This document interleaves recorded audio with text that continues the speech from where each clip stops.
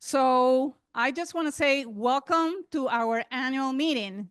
We're thrilled to have you in person and virtually here at this beautiful museum that honors the fastest man in the world, Major Taylor, to celebrate our 2024 accomplishments and share our plans for 2025 with you. Before anything else, we want to thank the museum manager. Where is Sharon?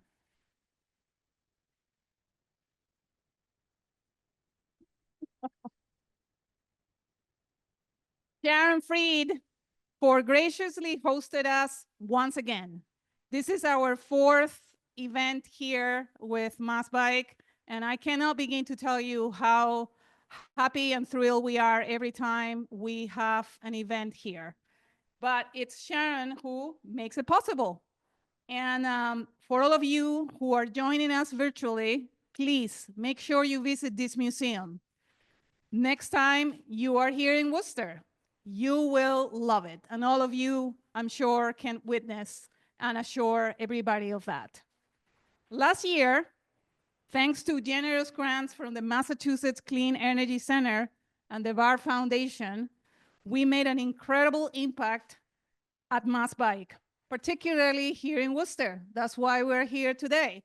This is the first time, and Galen, you can correct me if I'm wrong, that we are hosting an event in Worcester in the life of MassBike. So, yay! So the beauty is that we hosted or participated in 22 events, 6 of them during Bay State Bike Month. We brought together the biking community in new and exciting ways, reminding us why we do this work.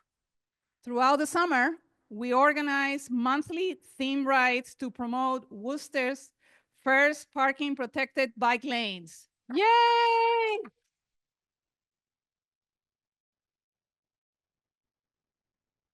I don't think we're gonna forget those first parking protected bike lanes.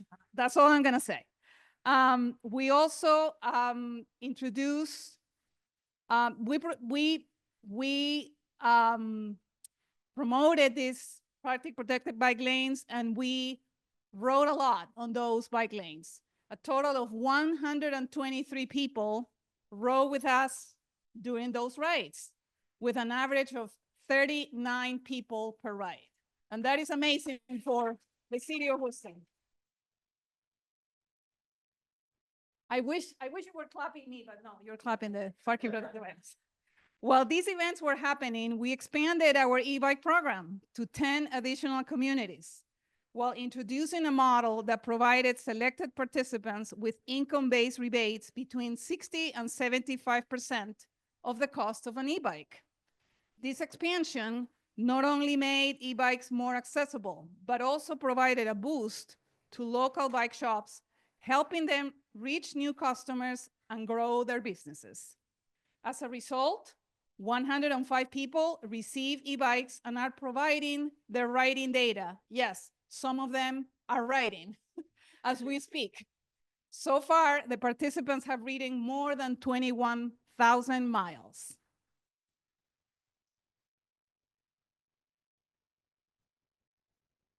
Of course, we would not have been able to do this without our partners. And some of you are here, and the community support. All of you are the community, for which we are eternally grateful. In 2025, we'll continue doing more exciting things that include the following. Thanks to a grant awarded by the Climate Advocacy Lab, we'll be preparing a toolkit about our e-bike program to support policymakers and communities who are considering implementing similar initiatives. Every year, the Climate Advocacy Lab awards this grant to 8 organizations, only 8 organizations throughout the United States. This year, we're happy to report, and we just had confirmation the money is in our account, that MassBike is one of those 8 organizations. So that's a big thing.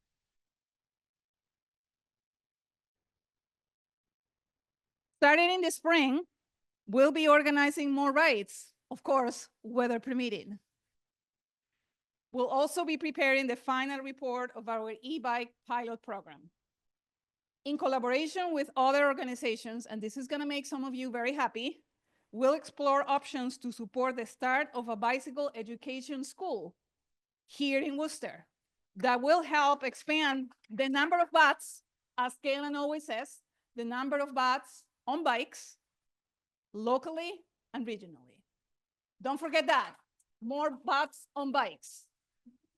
We hope to see you in Worcester again soon. In the meantime, enjoy the winter weather. I just want to acknowledge, and I should have started with that, so I apologize, but I'm nervous, even though it doesn't look like it, that Senator Michael Moore and Representative David Leboff, they are both here joining us today. And Etel Hatchiai should be coming. Oh, there she is. She's here too. And yes, Giselle Flores from Senator Kennedy's office. And her family as well. All right. So now it's finally my pleasure to introduce MassBike's Executive Director, Galen Mook. And take it away, Galen. Thank you, Alex. One more big round of applause for Alex and all the work that she's been doing with the poll here. Can you go for one? I'm actually going to ask our board chair, Doug Cornelius, to join me for this one. This is a quick thank you and acknowledgement of the staff and board of MassBike. Great. Thanks again. Thank you everyone for coming out today on a pleasant January day. I'm Doug Cornelius. I'm chair of the board of MassBike. I want to thank the staff, especially Galen, Alex, Alexis, Emma. Where's everybody? There's Alexis back there. Jess up front. There's a Jess. Thanks, so. And thank you for all the hard work you've done this year. I want to also thank the members of the next slide of the board. A couple of here today. Kathleen over here. George. Who else is here? Abhinav. Liz. Liz is here somewhere. Liz. And our newest board member, Kristen, way in the back, who brought her whole family out there with us. So in 2023, the board started an effort to put together agenda. I'll do this one real quick. Okay. Actually, if you leave the slide for a second, one thing I do want to note that we are trying to get a statewide reach with all of our board work and staff. So we put hometowns for all the staff on and the board on here. So one thing that MassBike is leaning hard into is that we are not just Eastern Massachusetts. We are trying to get from the Berkshires to the Cape. So if you have any interest also in joining the team, especially if you're on the South Coast or the Cape and Islands, we are more than interested in growing our capacity. So please keep in touch. We are a fun, active and very effective organization. So that is my quick pitch. Tina, thank you so much for the tech. What are we going to talk about today? We'll jump right into it in a second. We're going to have an update on our strategic plan and visioning from Doug, our board chair. We're going to talk a little bit about some of the legislative and education action and wins that we were able to do in 2024. We're going to have Jess, our communications director, talk about her jaunt through the Mass Central Rail Trail and a little bit about some of the big push that we are pursuing there. We're going to have a panel discussion between two of our star staff of Emma and Alexis, who are going to talk about statewide impact through local work and how we can punch above our weight as a small staff to really reach across the state. And then we're going to celebrate our Advocate of the Year. No spoilers yet, so you're going to have to stick around and see who that will be. All right, Tina, if you don't mind, thank you so much. A couple of highlights just before we jump into a little bit of where we're going to go next year. What did we do last year? I'm not going to read this whole slide, but I want to say that our staff is incredibly strong and powerful as a team. We are small but mighty. It's amazing that when we tell people we're just a staff of 5, that they say, well, how are you able to do so much? Well, a lot of that is working with our coalition partners. So none of our work is done in a vacuum. We work with a Vision Zero Coalition. We work with the Trails Coalition. We work with our allies on the State House, all of their staffers, and locally in the municipal powerhouses out there. But it really does come down to what is our staff able to coordinate. We've been able to build and grow over the years, and I'm really pleased to say that this year we really gelled. We have a really cohesive core of a team that's really helping each other out. The communications, for instance, reaches all the staff and all of the impact through the local groups as well. The advocacy is being driven regionally, but it is being coordinated through our core staff. And of course, I am grateful to have our team able to send out all of the bike light packages and all of the bike month packages throughout the state. It would be nothing without your connection to us. So this is also a hit to say, please plug in with some of the work that we've got going in 2025 and beyond, because you help us grow. So with that, I'll pass it off to Doug to talk about where we're going to be. Great. So back where I was, back in 2023, the board started an effort to try to put together a strategic plan for MassBike. We tried doing it on our own. We struggled. We realized we needed help. We met with CCT. What does it stand for? Community Consulting Teams. They're a nonprofit consulting firm that provides consulting services to nonprofits. They signed us a great team of consultants, and they pointed out a better strategy than starting with the strategic plan is to put together a SWOT analysis and a supporter survey to gather information. They held dozens of interviews with staff, community partners, board members, and funders to identify our strengths, weaknesses, opportunities, and threats, and followed by a very broad survey of our supporters.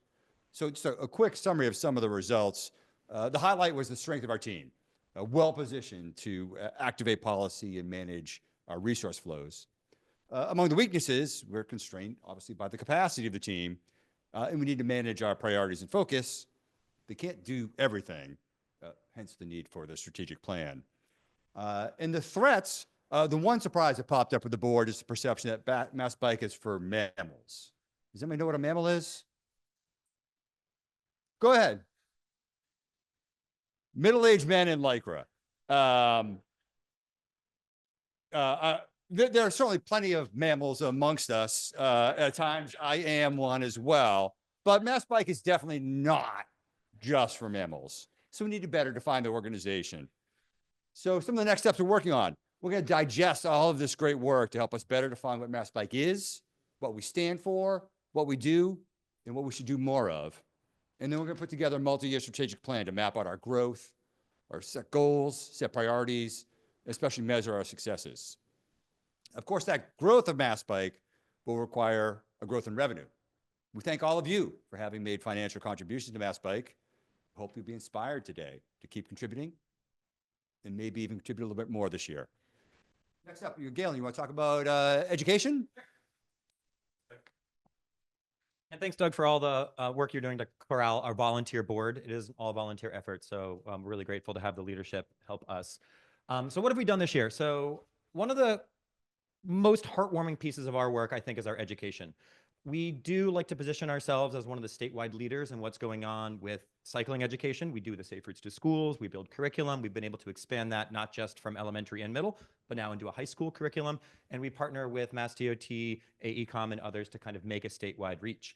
However, a lot of what we've been able to do this year is also reaching drivers. And I think this is absolutely key in order to make not just the empathy of our roads a little bit more ingrained in how we treat each other on our roadways, but also to give some helpful tips about keeping each other safe. So you can read the slide if you are so inclined, but a couple of major highlights that we've been able to do. We were able to expand our fleet driver training program. We worked with the fine folks at Harvard University's Commuter Choice to build a multi-video segment that teaches the complexities. If anybody's been around Harvard Square recently, I'm confused on how it works, let alone if you're driving a shuttle bus. So how can we make sure that there is a bit of understanding on how not just the roadways work, but how people use them properly or improperly to make sure everybody stays safe? We're leveraging also our work with the RMV. We've been able to receive a grant from the National Safety Council, partnering with Livable Streets Alliance to build out vulnerable user modules that will be implemented in every single driving school in the state. And I think this is incredibly important that we've been hearing. Thank you so much. This is an important follow-up for what we've been able to do legislatively. Everybody says, okay, it's great. Now that we've got the 4-foot passing rule, now that we've got vulnerable users codified. So it's not just bikers, by the way, it's people in wheelchairs, people on foot, people on horses, people on farm equipment. How is that going to actually make its way down to driver behavior now that we have an onus of responsibility out there?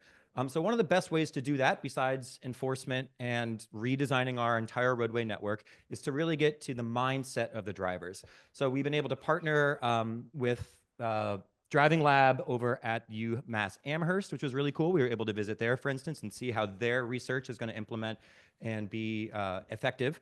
And so this is something that I want to forecast a little bit into 2025. This will be out in the spring.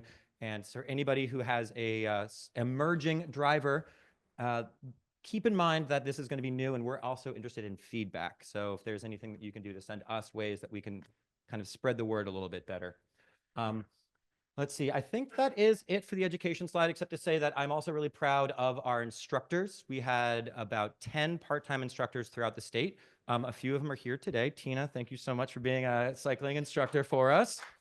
And if anybody here has gone through our league certified instructor training program, quick raising of hands who has done league. Thank you, thank you, thank you, thank you.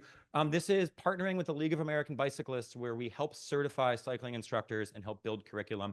This is a way for you to tap into the network of cycling instructors to then go fan out and implement in your work. Thank you, Phil, for everything you're doing in Lowell with the bike connector. Thank you, Tina, for everything you're doing in Cambridge and beyond. Alejandro is doing a quick study here at WPI, is going to take all of his cycling education work around the world. Doug, as our board chair, now has implementing his LCI and how he rides. I'm sure you're a much safer rider now that you can give people the 4-finger pass. Yeah. Yeah, and thanks, Tim, for the working on the bike connector as well. If you are interested in being part of our team, we're always looking to grow our cadre. So please keep in touch with us, and we're going to have announcements on how you can also maybe become a certified instructor. I also want to say thanks to Boston University, because they hosted our certification seminar this past November to get 10 new certified instructors out around the state. All right, thank you, Tina. Please move forward. Okay, great. And then one of the strengths that we heard in our analysis through the community consulting team of how MassBike is effective is that people really do appreciate our legislative work. And this is our main role, I feel, as a statewide organization. We need to work effectively with our legislative partners and legislative allies. So what did we do this year? We hosted a lobby day, which we're going to be doing again in a few weeks. If you haven't heard about it, please join us on February 11th at the State House to make some connections with your legislators. We went down to Washington, D.C. to meet with our champions in both the House and the Senate, who are huge bike supporters. And if you're interested in coming down to DC with us, that'll be in March, part of the League of American Bicyclists Bicycling Summit. We hosted a Bike Month kickoff where Congresswoman Presley came and gave a stirring speech on the combination of bike advocacy, mobility justice, equity, and civil rights, and how that all is ingrained. And this is not one issue, it's all issues that we need to be focusing on. They get it. I'm going to say that our legislators in Washington understand what's at stake, and I'm so grateful to have across the board unanimous support from our delegation down there. We've also been in the State House. We have some awesome work coming up now that the legislative session has kicked off, but I will say that one more slide, Tina. A couple of wins that may seem small, but actually are pretty mighty, that we were able to get actually signed into law this year. One of them was around public access for utility corridors. This is a half of a sentence that was added into the permitting and siting guidelines about the new energy bill that the governor signed. And this is a revolutionary bill to think about how we're going to transform our energy sector. And we had a small ask, which is going to be hugely impactful. Utility corridors can open up their rights of way for people to use as recreation. This is what happened in Sudbury when Eversource was going to do their transmission lines, and now the Bruce Freeman and Mass Central Rail Trail are contiguous and are going to go through. This was a huge issue in Southampton to make sure that we were connecting our pathway systems. And this is going to be a useful tool for any of you trails advocates to help really push the needle to make sure that trails and public access are front and center and part of the community mitigation. Second, we are super pleased that the governor signed into law a commission on micromobility. We think that we have just scratched the surface on what's possible out on our roadways. We know that we are well behind in our climate goals and our mode shift goals and getting people out of single occupancy vehicles. And one of the best way to do that, as we've seen here in Worcester, is to give options that are useful for people to get around everyday riding. So what we're going to be working on with MassDOT and a diverse coalition of partners is a micromobility coalition that's going to work on regulations around micromobility, because we've heard this time and time again about speeds on multi-use pathways, on sharing the sidewalks. How is this going to be done in a safe way? So we're going to be focusing on regulations. But more importantly, in my opinion, we're also going to be focusing on promotion. How can we expand the use of all of these new and emerging devices? And this was part of the economic development bill that the governor signed, not a transportation bill, not a recreation bill. This is an economic development bill, which I think is a very important framework, because what's going to mean is that we could position ourselves in Massachusetts as the forefront of this emerging mode. What can we do to inspire businesses to locate in Massachusetts, to inspire manufacturers to come to Massachusetts, to build their e-bikes, to build their scooters? What can we do to expand bike sharing options? Worcester used to have a bike share program. I would love to see a new bike share program come back. And if it does, it really has to be electric assist, because we are surrounded by hills. So where can we be involved in this conversation? Stick around for and be engaged, because MassBike is named on this commission, and this is something that we have to get out in 2025. So we are super pleased that is now in law and moving forward. Again, these are small pieces that we inserted that are going to have major impact for how we are going to move forward and think of the next generation of riding. And I should also say that this was all done with our partnerships. So grateful to have our Trails Coalition help us with utility corridors. That includes AMC, Appalachian Mountain Club, I should say, the Sierra Club, Rails to Trails Conservancy, East Coast Greenway Alliance. And for the Micromobility Commission, we are partnering with Walk Massachusetts and the National Bike Dealers Association, and a bunch of others, to make sure that we are doing this not in a vacuum, but we are doing this collectively, because we are just one voice of what needs to happen going forward in the future. Thank you so much for all the work in 2024. And with that, I'm actually going to pass it off to our communications director, Jess Slavin, to talk a little bit about the, I was gonna have you announce that. I feel like I've talked a lot. Mike, please. Please. Great. Hi, everyone. Can you please? I'll pass it off to Jess. Round of applause for Jess Slavin on the deck.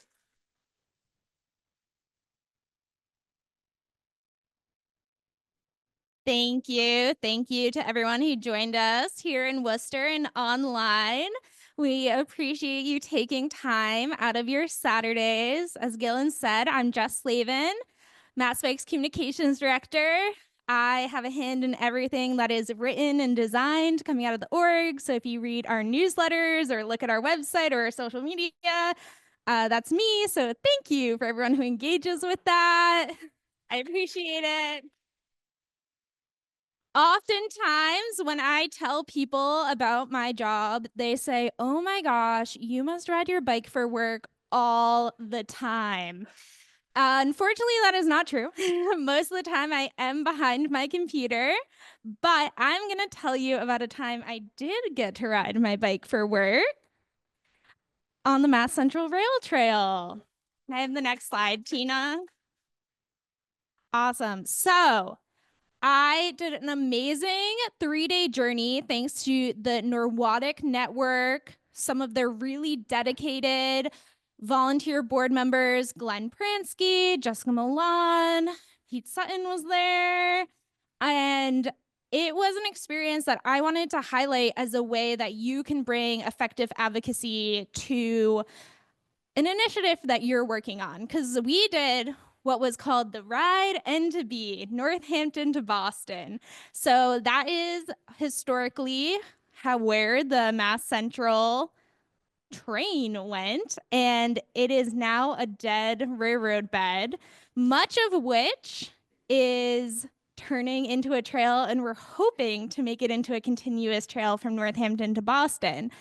But as a lot of people have said, all the easy parts are done. The hardest parts are what needs to get finished on the Mass Central Rail Trail, which is why this ride was really important, because it brought together policymakers, funders, and local advocates so that the people who are going to be making the decisions about finishing this trail saw what it was like on the ground, saw what the local advocates were up against, and we're able to brainstorm some ways that they could help get this trail finished. And it also allowed for some ways for the public to get engaged. Those people who aren't day to day in the trenches thinking about, oh, the right of way of this rail trail. What are we going to do about that one landowner? The people who are just like, I want to go ride the trail right now. So we were able to put together some really awesome public events that legislators were able to come to show their support. And for the general public who are just excited to go out and ride, to really show that there is momentum for this trail. And I think this is an amazing case study in how you can put together something that highlights your project while bringing the stakeholders together in like a behind the handlebars situation. That's kind of fun. Okay, so next slide. So why is the Mass Central Rail Trail ride-in to be really important is because it kind of brings forward one of MassBike's missions, which is to have all 351 of our municipalities across Massachusetts connected by safe cycling infrastructure, whether that be on the street or in the rail trails. We want to make sure that no matter your age or ability, you can ride safely. And corridors like the Mass Central Rail Trail, the New Haven to Northampton Canal Greenway, those are great spine networks that are going to get us there. And this ride N2B that I very amazingly got to be a part of is a way that people can bring awareness.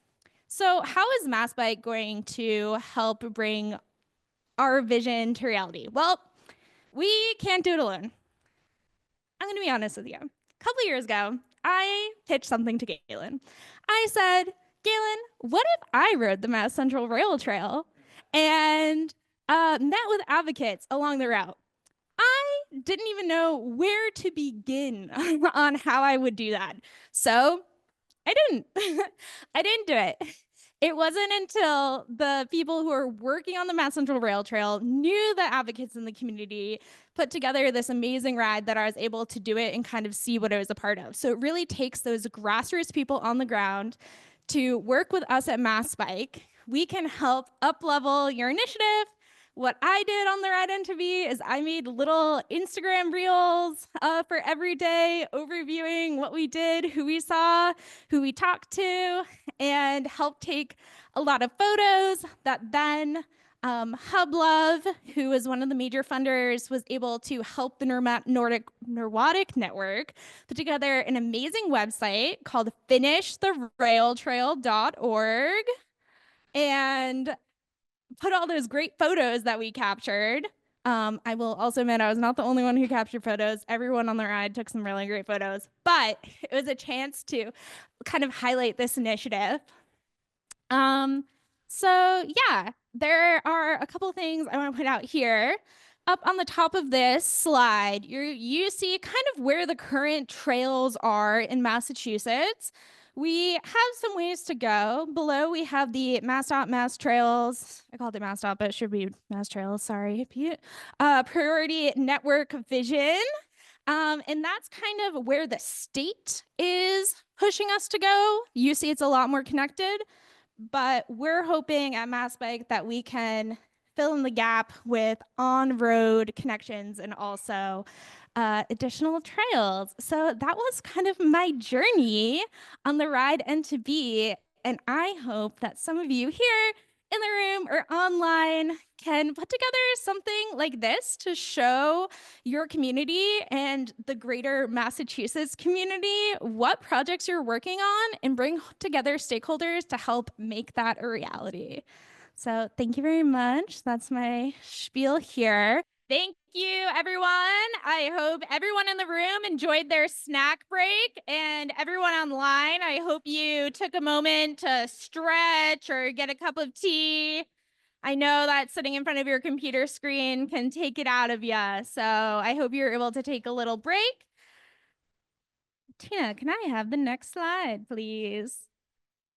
Amazing. So we're going to have a panel discussion with two of MassBike's amazing staff members about statewide coalition building and their roles at MassBike, how we're helping folks like you get plugged in and up-level your own advocacy.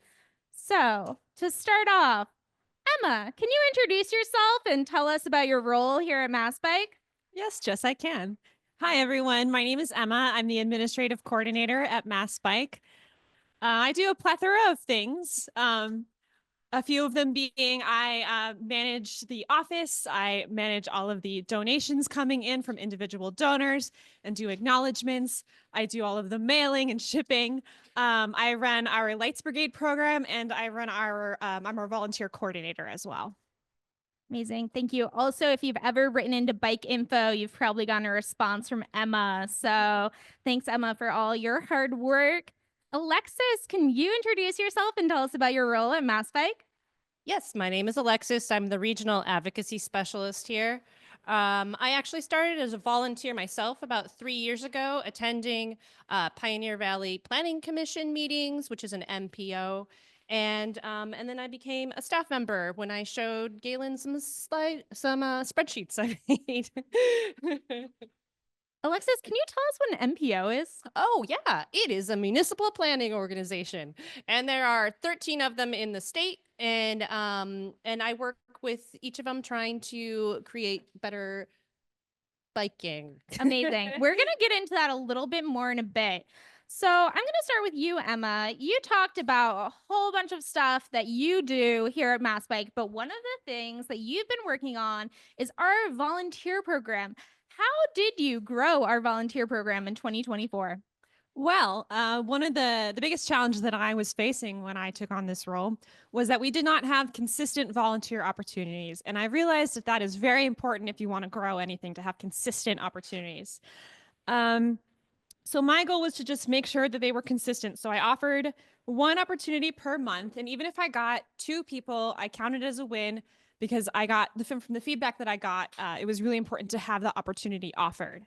And I've always been passionate about volunteering. My actual first experience with MassBike was with a volunteer organization called Net Impact Boston. I went to a volunteer night at the office with Galen, and we were sending out the 4-foot passing bumper stickers. And that experience really connected with me, really inspired me to see that a small group of people can really have statewide impact and really get a statewide message across. I think that's so important, that point you made about consistency. I think that's something that everyone here can resonate with. Sometimes when you start off in advocacy with some local advocates, if at first you don't get too many people, but if you keep it consistent, you can really grow your base. And that's really what you've been doing with our volunteer program. And I know you had a lot of fun this year. So what were some of the favorite events with our volunteers in 2024? Yeah, so I think my favorite events were the sessions that I held at the office. So I mentioned before that I run the Lights Brigade program.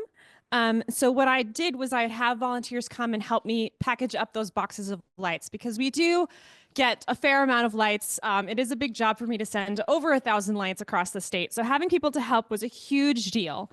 And it was really great. All of the opportunities that I offered, a variety of people came of different ages, and they all had different relationships to biking across the state. And I just thought that was really beautiful. I really loved that this event brought people together who may not have known each other and shared experiences around biking.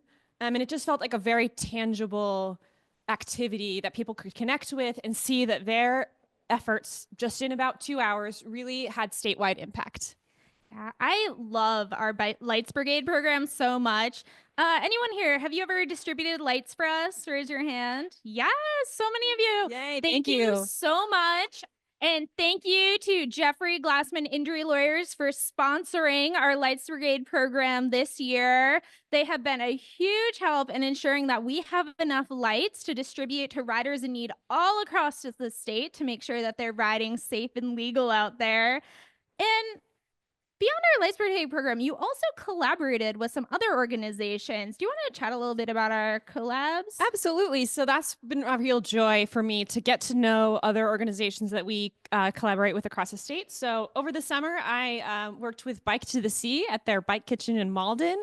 And we just worked at their volunteer open hours where we helped people come in, fix their bikes, share some knowledge, and that was a really great experience to see that resource. We also, in the fall, went to the Somerville Bike Kitchen, and same thing. We went to their open hours and just shared knowledge and talked about bikes. And it was really heartwarming to see all these people come in on a cold November night and talk about bikes and share knowledge. So I do want to continue that into next year as well. Amazing. Yeah, we really can't do this work alone, as I mentioned in my previous presentation, and Emma's been doing an amazing job creating those community partnerships. So I know some of you here and online might have some opportunities for us to help get you some volunteers and collabs, so definitely let us know. I'm going to shift gears a little bit to Alexis. You talked a lot about how you started at MassBike because you we're working with the Pioneer Valley Planning Commission, which is a regional planning commission. How does MassBike work with those regional planning agencies and MassDOT? And how do you wish our work with those stakeholders could be improved? We attend a lot of public meetings. We comment on Vision Zero plans, which are really critical in tracking crash data and pain points. And we attend site visits. We engage with the MPOs and get them to host Bike Month events and World Day of Remembrance events. And we write support letters for bike-related infrastructure projects. So it's a lot of administration and on-the-ground interaction. Yeah, and you're doing this as your job, Mhm. but if I didn't work at MassBike, could I get involved with my local regional planning organization? Of course you could. As I mentioned earlier, and I think I talked about last year at our annual meeting, there are 13 in the state, and they are all increasing their connections to their communities and looking for feedback on their plans. And some have sub-bike complete streets committees that you can weigh in on your neighborhoods and projects you'd like to see improved. Amazing. And I know we do have some of the Central Massachusetts Regional Planning Commission staffers I here do with us. them. So thank you so much for coming. Oftentimes, I find that people are most interested in what's happening on their street, in their neighborhood, that bike lane they ride every day. Why is a regional advocacy so important to get involved in? Regional advocacy is really important because building up projects need to get implemented from town to town and block by block. But in order to create a complete network, we need community support from every community. And we can't do that without the feedback from the community members. And often the planning has changed a lot in the last 60 years. And even the best laid plans can get blocked by people who are concerned about changes in their neighborhoods. So I have taken a lot of your time right now, kind of thinking on that regional level, but you've also done some work inventorying the municipal level and people getting involved in their own cities and towns. Can you tell me how many municipalities have bicycle advisory committees or something similar? And why is it important for people who care about better bicycling to get involved on that local level? Yeah, we have close to 200 bike ped groups in the state. But even that number can be deceptive. I sit on the rail trail committee in my town, but a lot of the complete street works gets done in a safety committee. So it's kind of hard to find every single municipality, which there's 350 of them, where bike is 351. Sorry, don't want to forget that last one. So yeah, it's varies from town to town, and it's very, very difficult to find where they all are. Yeah, 351 ways to do things here in Massachusetts. So that's why it's important for you to get involved in your town or city because, you know, as you've mentioned, planners, best laid plans, they want to create something that's going to serve the users, but we need to speak up and tell them that we want safe infrastructure for all ages and abilities. And it's up to you here and out there in the internet to do that. Okay, we're gonna shift back to Emma now. You've told us a lot about your volunteer program in 2024, but I know you have some big goals for 2025. Do you want to share those with us? Absolutely. So, in terms of our volunteering program, I do want to keep volunteering with other coalition partners and other organizations to really get me out across the state, because I am still learning all of the players in Massachusetts. And I always find it really rewarding to meet people who are doing really important work and support it. I would like to continue providing a variety of opportunities for volunteers, because I think the more opportunities we have, the more people will get. So things like Lights Brigade, helping out with events for bike valet, definitely ride support. We do a few rides every year, and we're always looking for people to help out with that, as well as new advocacy opportunities, which I'm really excited about. Before we move over to Alexis's very exciting advocacy opportunity, do you want to tell us a bit about the event we're having on February 11th? I would love to. So this event, if you can tell, I'm excited. It is our lobby day at the State House. It's going to be on February 11th. And it's a great chance to get a feel for what advocacy is, meet your local representative, meet other advocates, and really just kind of understand how this all works. I really want to encourage people who haven't been to the State House, maybe haven't met their reps, to join us. I'm definitely new at this game, and I've had a great time being involved, and I've always felt very welcomed by the staff there. Everyone's really friendly, and so it's a great opportunity to kind of dip your toe in to that world. Absolutely. Your representatives want to hear from you. And what we've heard time and time again is it's those personal stories that really move the needle in terms of what they're going to dedicate their time to. So if you are coming to our lobby day or setting up an in-district meeting to tell them about why safer bicycling, safer roadways is so key to what you care about and the people you love, then that's really going to move it forward here on that state level. And when we get those state level initiatives implemented, it's easier for municipalities to implement things on our local levels as well. So, Alexis, can you tell us about your new Council of Advocates initiative? Yes, I'm hoping to build off of Emma's work and add a schedule of meetings that we will be collaborating across municipalities, across regions, so we could talk to each other and share best practices for building bike infrastructure and running bike ped groups. Right now, everything's very siloed. One area to the next doesn't function the same way. So we want to create a collaborative network where bike advocates can work together.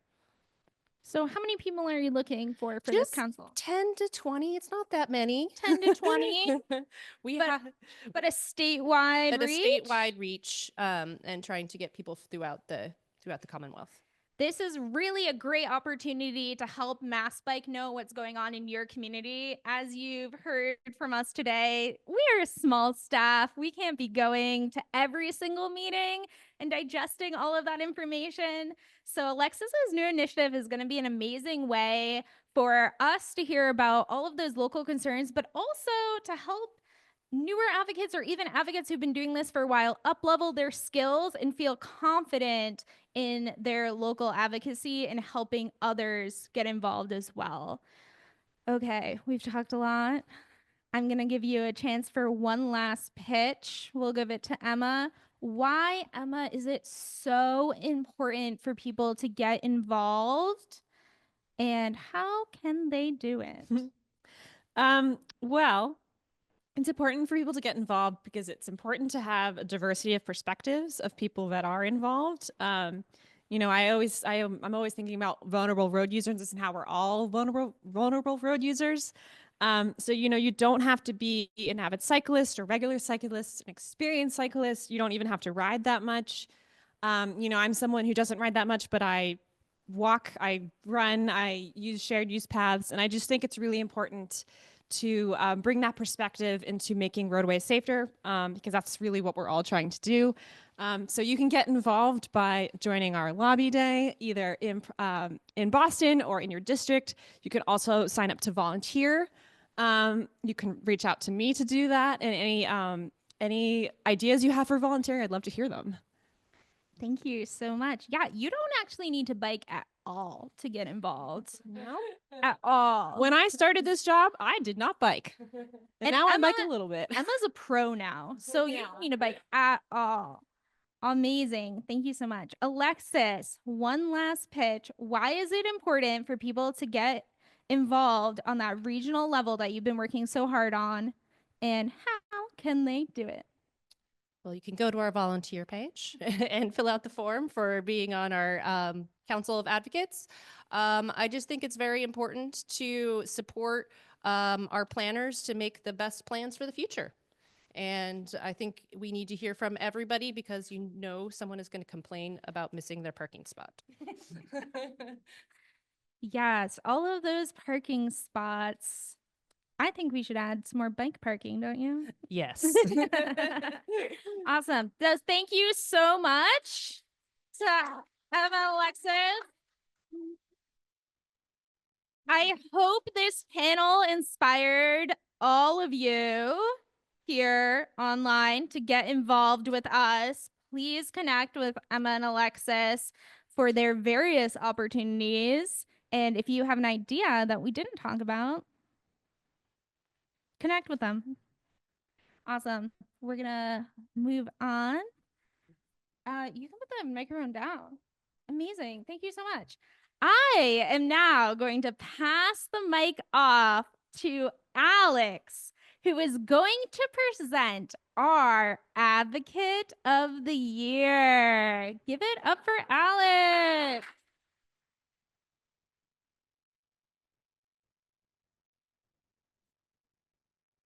I don't remember people being so excited when I'm back on the mic. So as Galen said, we generally leave the best for the end, and today is not an exception. MassBike wouldn't be able to do the work that we do without our advocates. This year, we're truly honored to recognize one of the most amazing advocates that our city has. Our District 5 City Councilor, Etel Hachiai.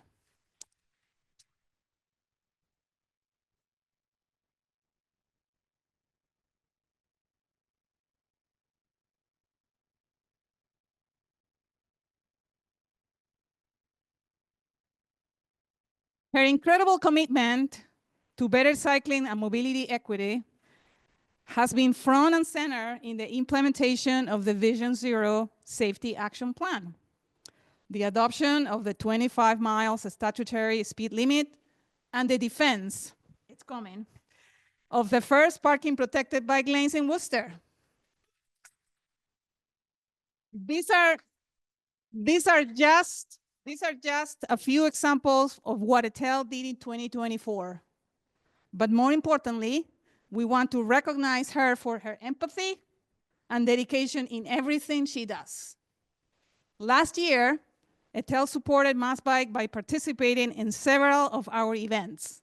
She was there for our first cohort e-bike program graduation and also rode with us in several community bike rides, showing her love, once again, and enthusiasm.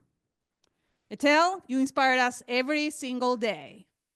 Please accept our recognition as Advocate of the Year as a small token for all you do.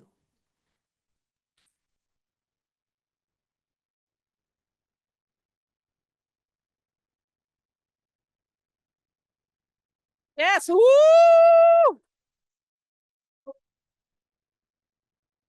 I probably made everybody deaf virtually, but that's okay. So it says, MassBike 2024 Advocate of the Year presented to Etel Hachiai. Thank you for your commitment and dedication to better cycling and mobility equity in the city of Worcester and beyond.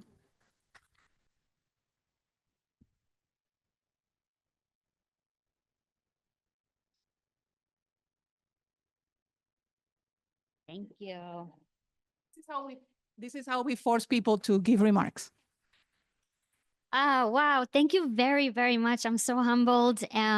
First of all, it's such an honor to have MassBike in Worcester hosting our city, hosting you. And um, I want to start by saying that I appreciate all the amazing accolades and work, but I want to share this award with you all, with the Worcester advocates, and most importantly, with the families that we have lost and the people that we have lost in the streets of Worcester, because decades long policies and infrastructure that has made our roads and streets unsafe.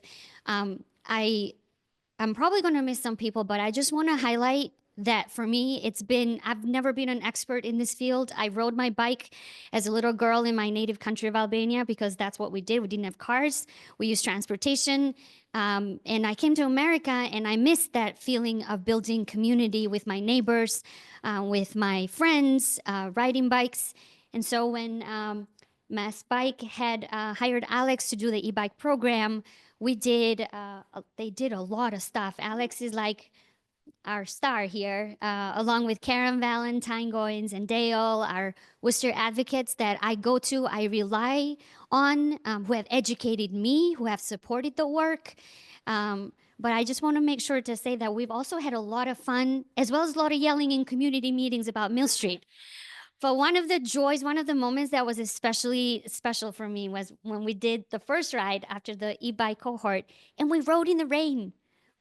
And it was such a beautiful moment. And Galen, you were there. You took some nice pictures. It was such a nice moment because it reminded me that we have a lot of work to do this work, to educate our neighbors, to talk a lot about in a way that opens hearts and minds, but also have fun and joy together. And I want to appreciate Alex in particular for making that work not only equity centered, but bringing a lot of fun and a lot of community building, which I think should be at the heart of all of our organizing and advocacy. Lastly want to say, I think that it's important for us in positions of power, of elected office, to support all these initiatives, Vision Zero, the Mobility Action Plan that the City Council will discuss next Tuesday, the work of our city staff. I see Brian Pigeon there, Jackie Burmeister, you folks from the MRSP. Sorry, I messed up the acronyms. Alex and Karen and Dale and Galen and all of your board members. It's important that we in elected office not only help you push these policies forward, but that we also become part of your advocacy and your efforts to make our streets safer. I am committed in District 5 to protect the lives of my residents, is why I got elected. And I will always be guided by the folks that, not only the advocates that keep teaching me how to be a better advocate and a better elected official, but the children, the vulnerable road users, those on bikes, the pedestrians, those that didn't have to die because our roads and our policies have enabled that to happen. So I just want to thank you all for this award. Again, I share it with you. I am at your service anytime. It's my job. And I hope we can move the city and the state forward in this area. Thank you all.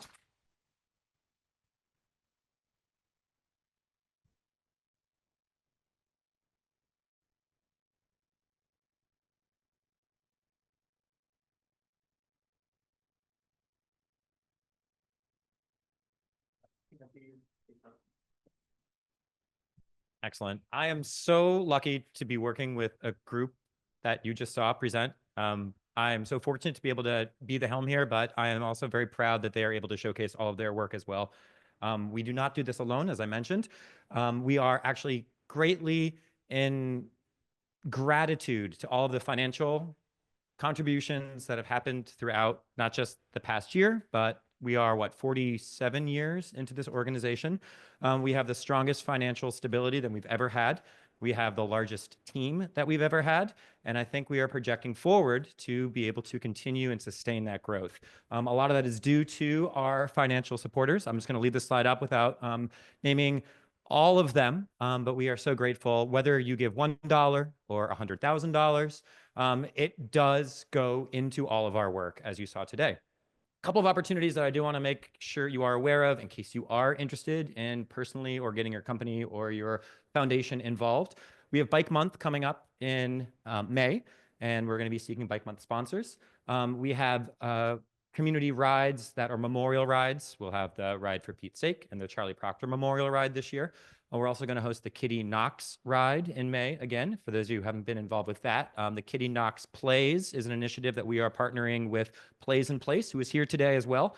And we are actively fundraising to get a series of plays about the story of Kitty Knox. She was a biracial bike racer, bloomer sewing, barrier basher from the 1890s. And she has such an inspiring story to tell. And we are grateful that we are partnering with Plays in Place to actually get that out. So you can also find more at the coalition table. But if you're interested in supporting that as well, please keep in touch with us or go to our membership page and you'll have information there. But yeah, I am so grateful for the contributions of all of these organizations. These are our corporate partners. And for our hundreds and hundreds of donations that come in from personal contributions year in year. Great. Tina, please. And if you would like to donate, just in case, feel free to hit this QR code. You can also go to our membership page at massbike.org. There's plenty of opportunities for you to contribute. So we've made the pitch for you to jump in the advocacy world. We understand that not everybody has the time and energy and effort to do that. But if you have the opportunity to donate to us, we are looking to make sure that we are building this foundation of change for the forward-facing future of biking in Massachusetts. Please don't.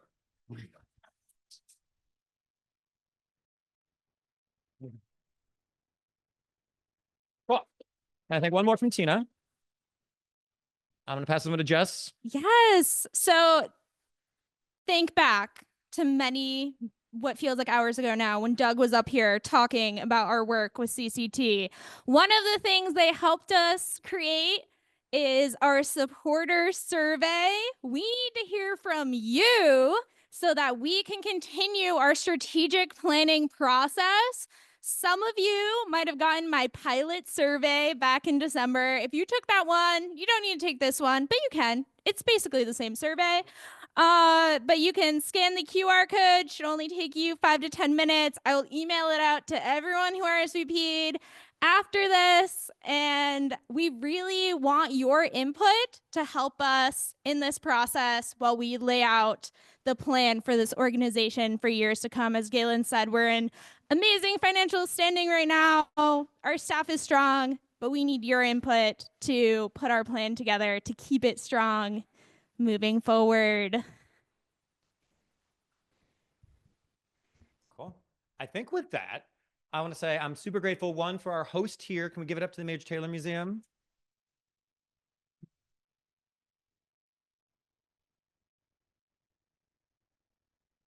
Sharon, we have a small thank you gift bag for you, of course. For those of you, anybody first time here, by the way, we're going to spend some time schmoozing, hang out. Please check out the exhibit. Major Taylor is also an inspiring story, and we're so grateful to have this foundational community room here as part of the legacy of Major Taylor, who was a bike racer here. I don't know if you want to say any few words about the museum, but you're welcome to. To those of you who have been here before, welcome back. To those of you who haven't, welcome to the Major Taylor Museum. Our mission here is twofold. We want people to come in and learn about Major Taylor's story. And our second piece to that is we really want this space to be available to the community. So we want to host events like this. It could be a poetry reading. It could be an annual meeting. Whatever it is, please feel free to reach out. We want more and more people in here. Thank you so much for being here. Thank you, Sharon. Great. And I want to thank you all for your engagement, your advocacy, your donation, your passion. Please keep in touch. We only are as effective as we are engaged with you. As Jess said earlier, it's all about local impact, wheels on the ground, and you are those wheels on the ground. So please keep in touch. And lastly, I want to say I'm deeply in gratitude and thankful for our staff who pulled together this whole annual meeting. I hope you got a good sense of how well we do work together. And please keep in touch with us as we move forward into 2025.